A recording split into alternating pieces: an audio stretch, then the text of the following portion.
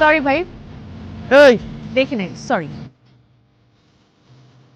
তুমি কি করলো? সামান্য মাটি মারছি 2 ঘন্টা।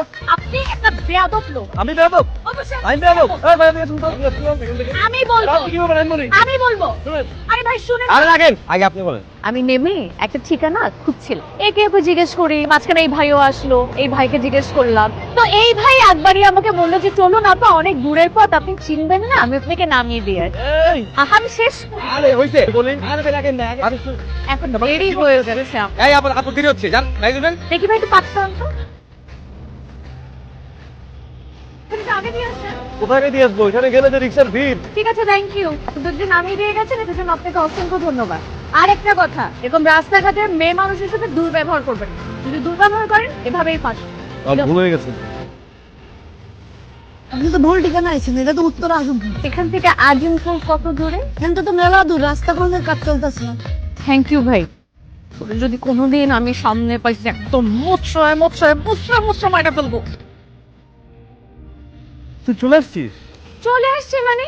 তো আমার 2 দিন পর পর নতুন একটা জায়গায় পোস্টিং হয়, তুমি নতুন জায়গায় চলে আসো, আর এই নতুন জায়গার ঠিকানা খুঁজে বের করতে আমার মুসিবত হয়। তোমার এই যে এলাকাবাসীর মানুষজন যে কি বদমাইশ, একটা বদমাইশ লোকের সাথে আমার পরিচয় হয়েছে, সে খুব বলেছে আমাকে এই অ্যাড্রেসে পৌঁছে দিতে। তারপর কি সে কি করলো জানো?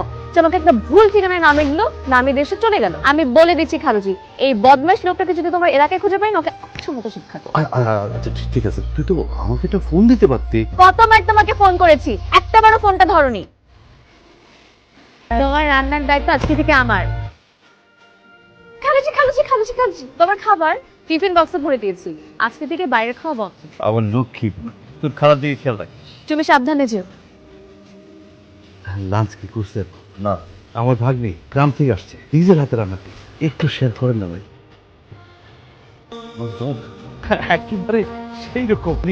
আমাদের গ্রামে যত উৎসব অনুষ্ঠান যা কিছু হয় সব কিছুতে আমার ভাগ্নিকে হায়ার করে নিয়ে যায়।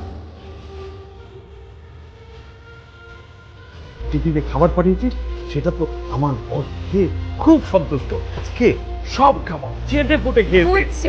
আর বলে দিতে হবে, কালকে থেকে 2টা টিফিন বক্স রেডি করে দেবো, তো হয়ে যাবে।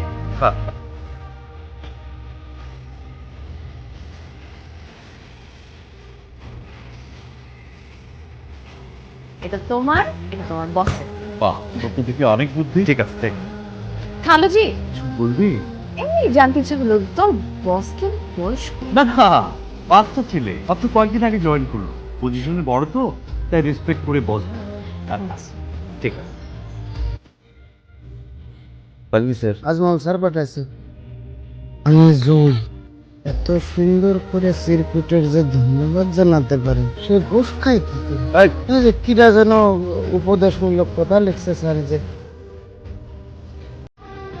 সুন্দর করে যে শিল্পীকে ধন্যবাদ জানাতে পারে, সে নিশ্চয়ই খুব সুন্দর মনের একজন মানুষ। সে ঘুষ খায় কিভাবে?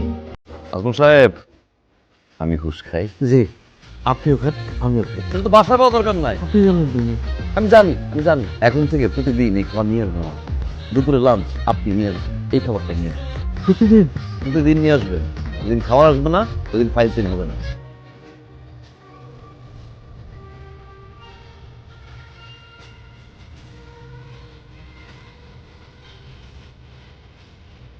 আপনার হাতে জাদু আছে, ধন্যবাদ আপনাকে। আপনি যখন বলছেন, আর ঘুষ খাবো না, কথা দিলাম।